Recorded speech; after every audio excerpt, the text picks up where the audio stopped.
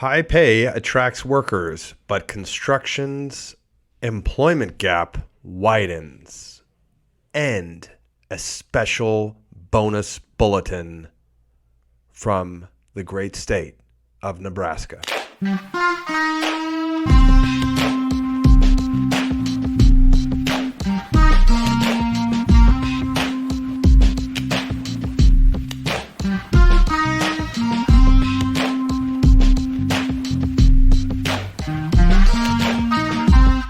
Whoa, welcome to another episode of Walkthrough Wednesday.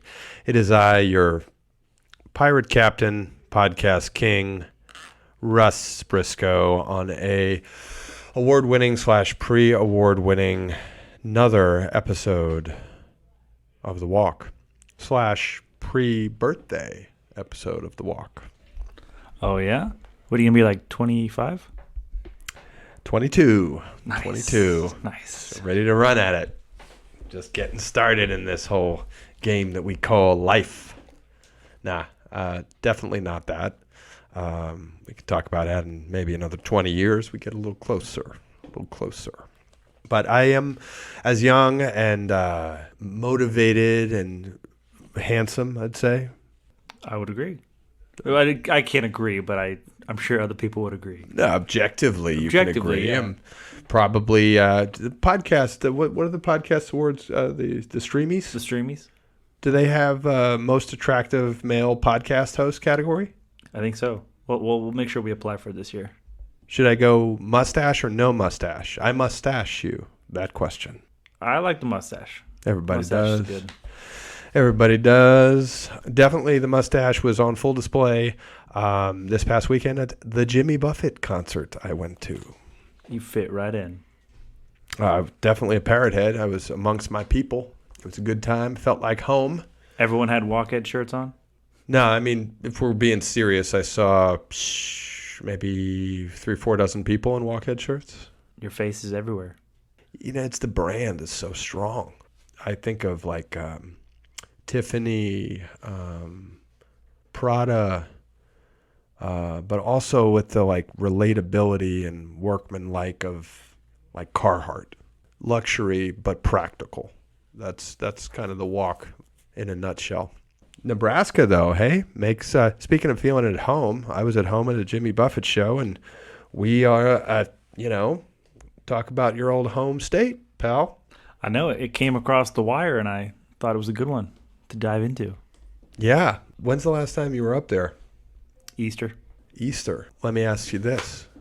When's the last time you got yourself in front of construction data? This morning. Diving right in. You know, I try and do a lot to have these segues and go hit the bumper music right into it. Come on, man. This morning. I mean, right now. Right now. There we go. You nailed it, junior producer Austin. Yes, right now, Austin. We will get into data. This week, we're taking a look, as usual, at signals and signposts published by Construction Citizen. And the ABC is our big data haul today. The Associated Builders and Contractors of America, their analysis of data released on June 3rd by the U.S. Bureau of Labor and Statistics is ready for your ears. I'll tell you what, 19,400 jobs in non-residential construction in May. That is a pretty big deal. On a year-over-year basis, industry employment has expanded by 283,000 jobs. That's a 3.8% increase. But non-resi we see just as the bulk work of that increase. Non-resi construction employment increases by 19,400 positions on the net, with all three subsectors of that showing growth. That's heavy and civil, adding 11,300.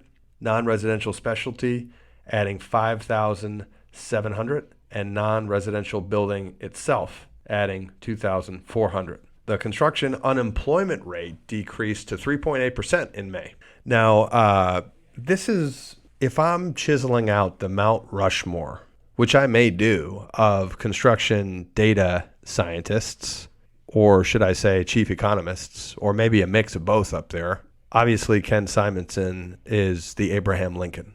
And I've said that before, and I'll say it again. He is the Abraham Lincoln of construction economic data. But do you know who the Theodore Roosevelt of construction economic data is, Producer Austin? Anirban Basu. Nailed it. Absolutely. Anirban Basu, the ABC's chief economist, I doth quote, if we look at a single data point, it appears that the nation is entering a period of slower job growth, ... Today's estimate, meaning what we're discussing from June 3rd, today's estimate reveals job growth has finally fallen below the threshold of 400,000 new jobs a month. It is unclear whether this is primarily due to a lack of workers available to fill open positions or employers balking at high and rising wages. Basu continues, in either case, the implication is that consumer spending power will not expand as rapidly in the months ahead, setting the stage for softer economic growth and eventually slower inflation. Somewhat of a hot take from Basu. We have talked in recent weeks in a mixed fashion about whether or not we were going to see a recessive position in terms of construction economy. I would broadly say, generally speaking, economists like Simonson are more on the bull side of construction demand and the strength of the construction economy, and I think writ large the larger economy, whereas there are more bearish folks on the matter, and I guess we know Anirban's position. He continues, in economics, it is often the case that bad news is good news and vice versa. Many will view today's somewhat weaker jobs report as bad news, but for contractors, this may turn out to be highly positive.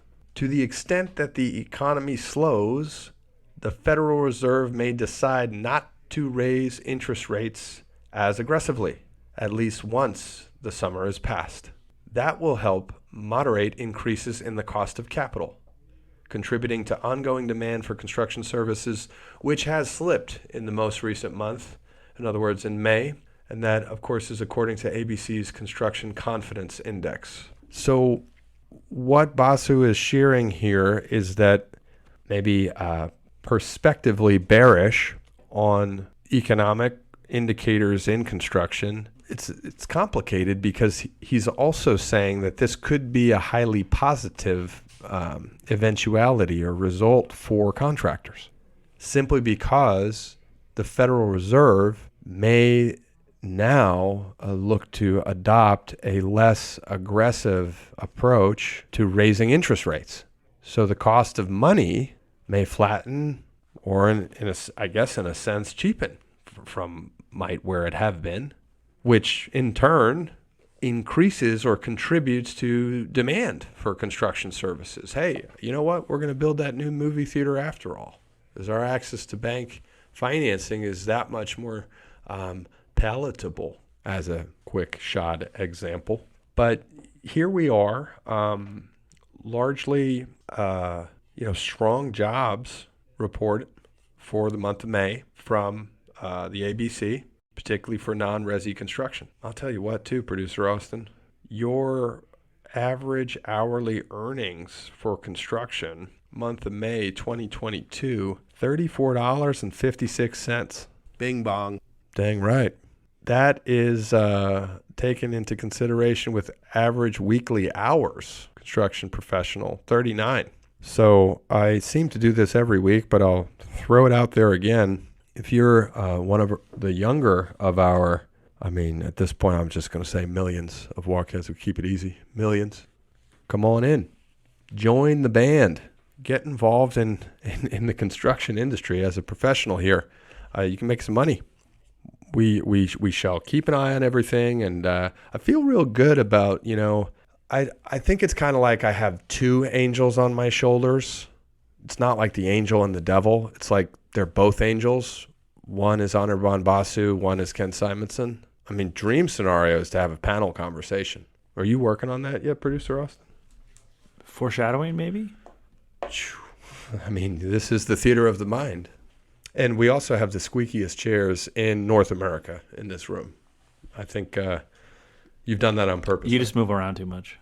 I'm highly caffeinated. What cup of coffee is that today? It's 4. Okay. We shall click forward to the theater of the absurd.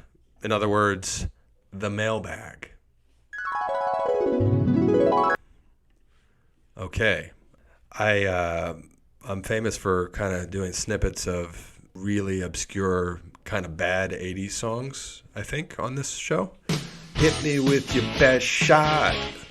That's what I'm saying today as I reach into the mailbag. We'll see what we have. Okay.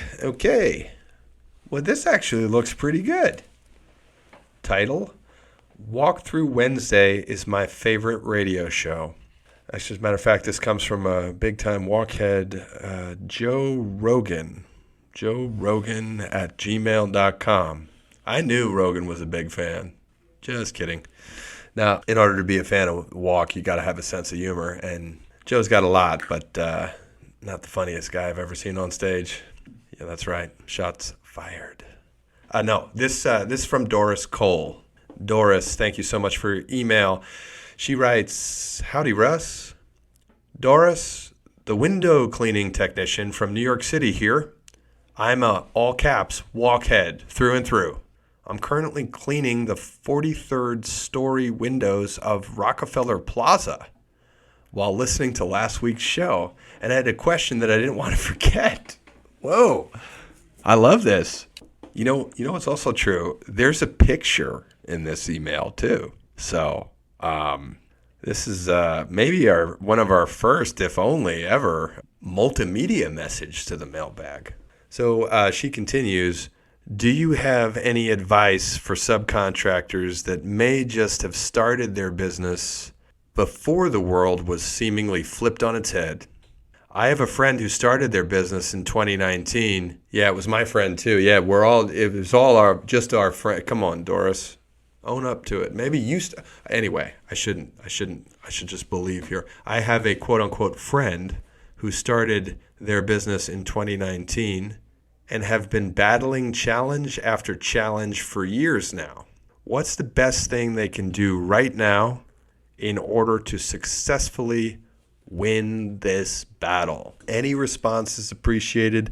Thank you for always providing timely information and wise wisdom." Wise wisdom. Doris Cole. P.S. My window cleaning buddy Jared says hi. Hello, Jared. I see you in that photo. Y'all look like you're, oh my God, yeah, properly set up. I tell all my friends at OSHA that you guys are 100% safe, sound, secure. Love to see it. Thanks for the note, Doris. A great question.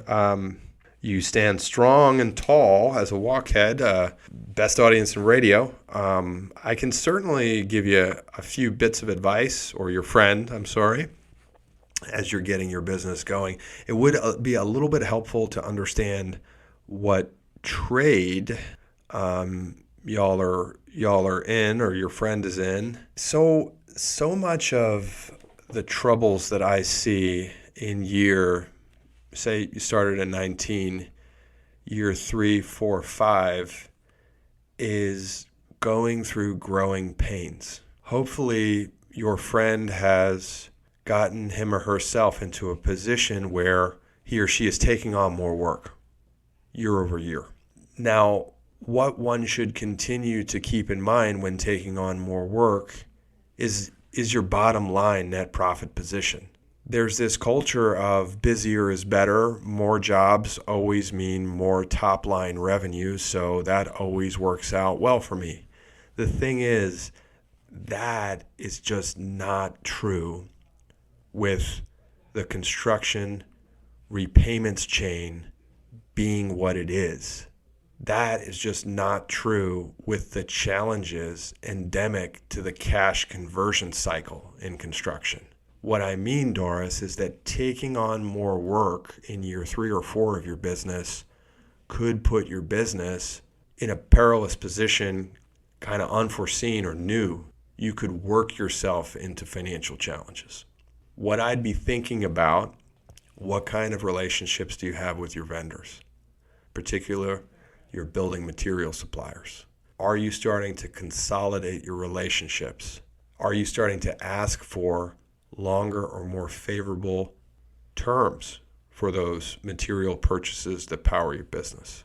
Do you bank locally, regionally? Do you know your banker's name? Have you started to have get to know you conversations such that you might be pointing yourself towards a business line of credit to help smooth out the cash and help survive taking on more project work?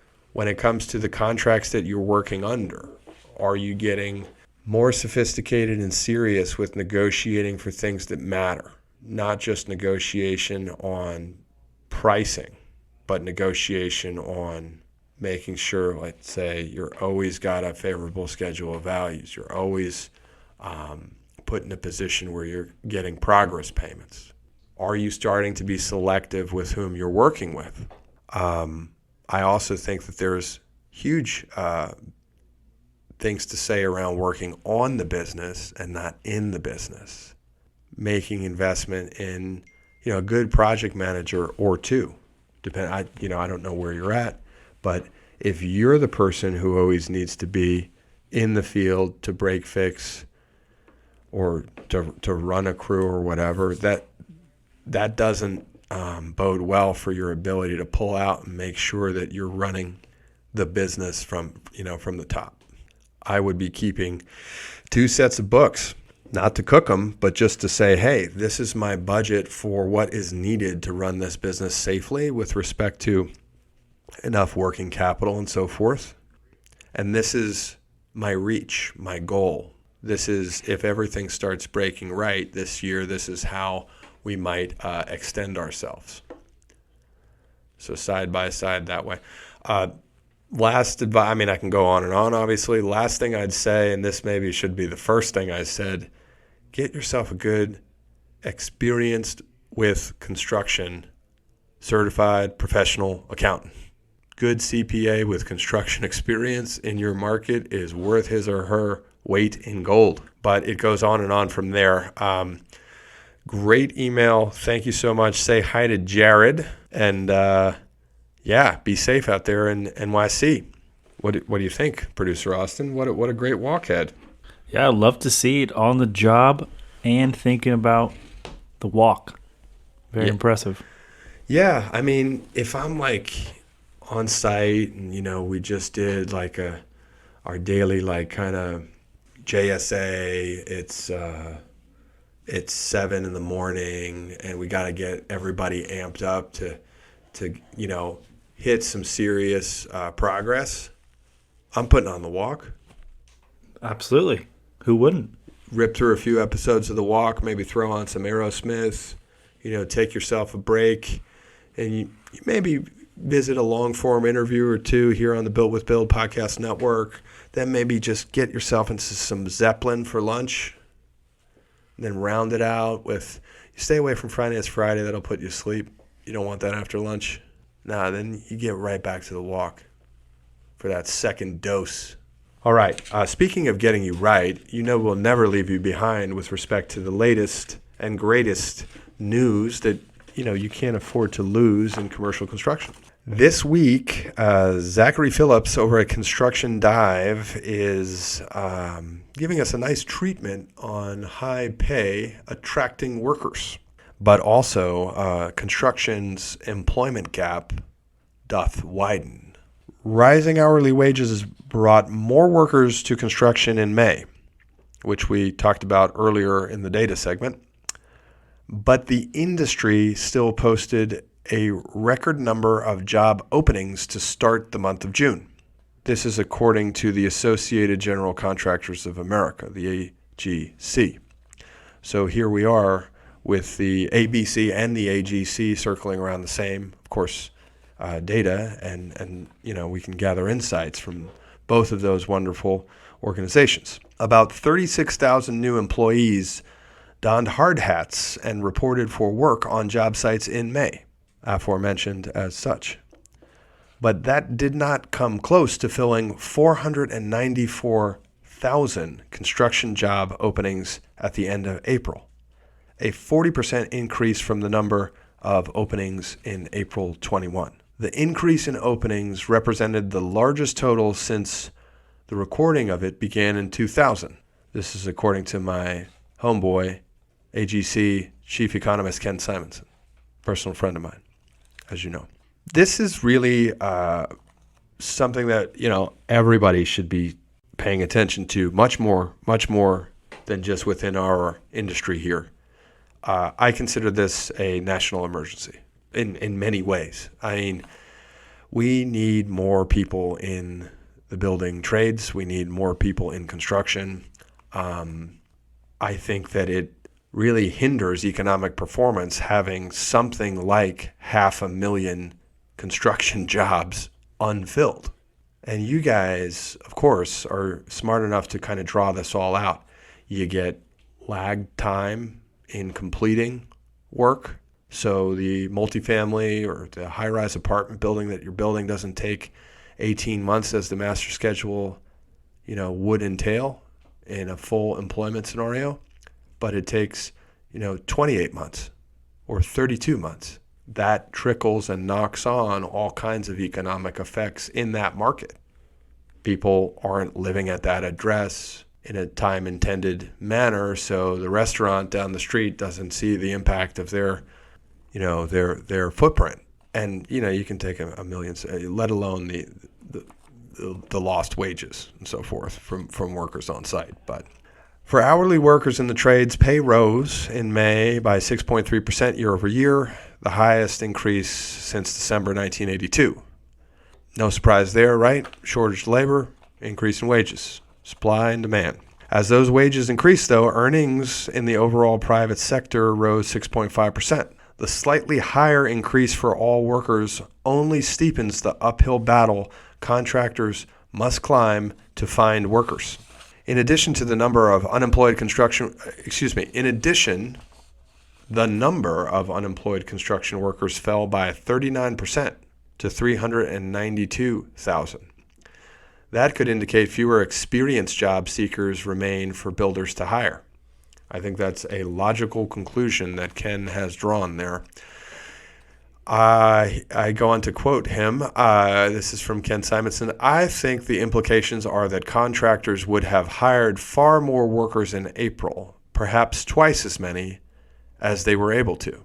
He continues, the same patterns of record or near record openings and of openings exceeding monthly hires has prevailed for the past several months, but never or seldom had happened before. This indicates construction employment is being held down not by lack of demand, but by lack of supply of qualified and willing candidates. For better or worse, Simonson said the solution to labor woes is pretty simple. And we have talked with him pretty pointedly about this.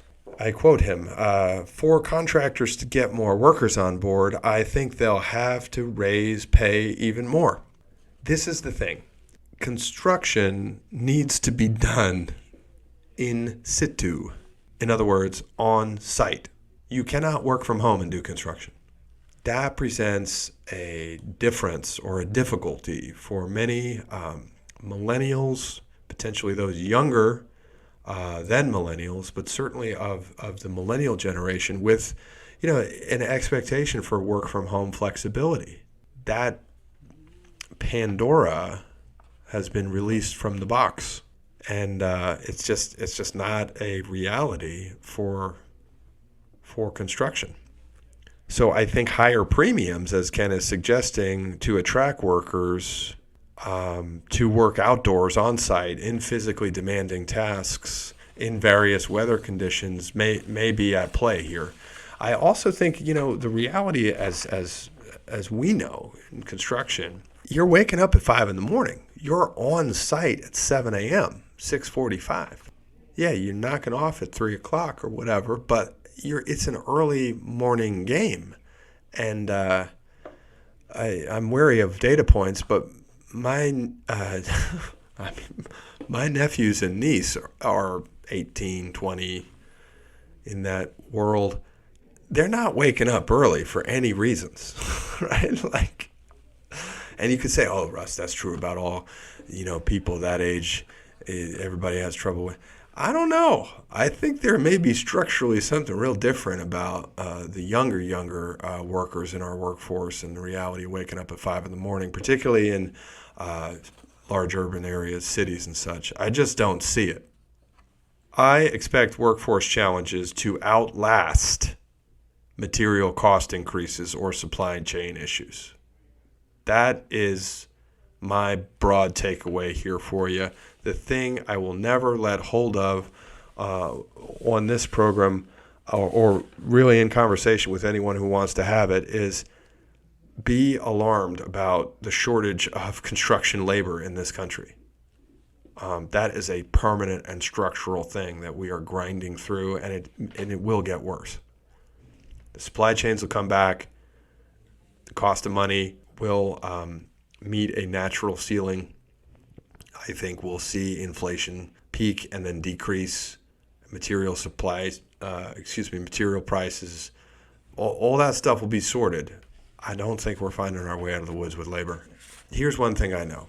One of the greatest states in the union is Nebraska. We got probably the most talented Nebraskan ever out of that state and into the great state of Texas. This article caught me because I'm a little scared. Nebraska is handing out $2,000 inflation bonuses. Producer Austin, don't get any ideas on me. You're a Texan now, pal. We'll end with this, but in Omaha, Nebraska, Chris Hawkins has gone himself through some interesting times.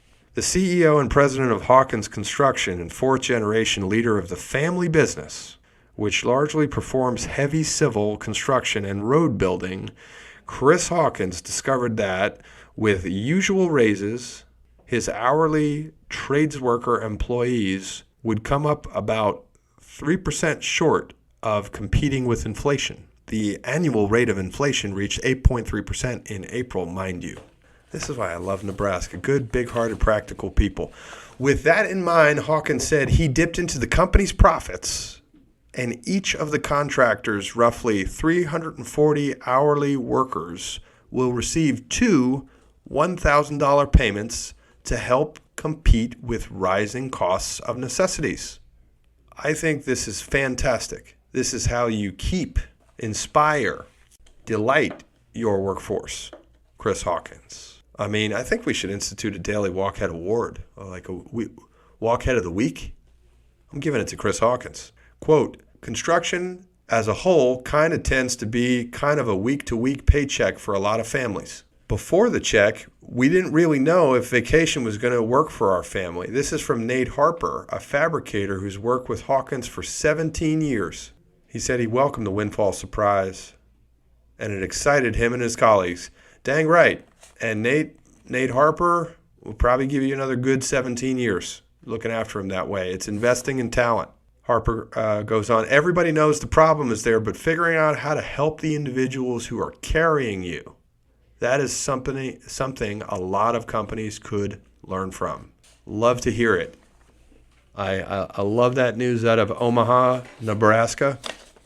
Good on you, Producer Austin. Don't get any ideas about moving back to Nebraska, though. You know, you're here. You're a Texan now. You're a producer to the stars. And a stellar episode it was. Another fantastic edition of The Walk. It's been wonderful hanging out.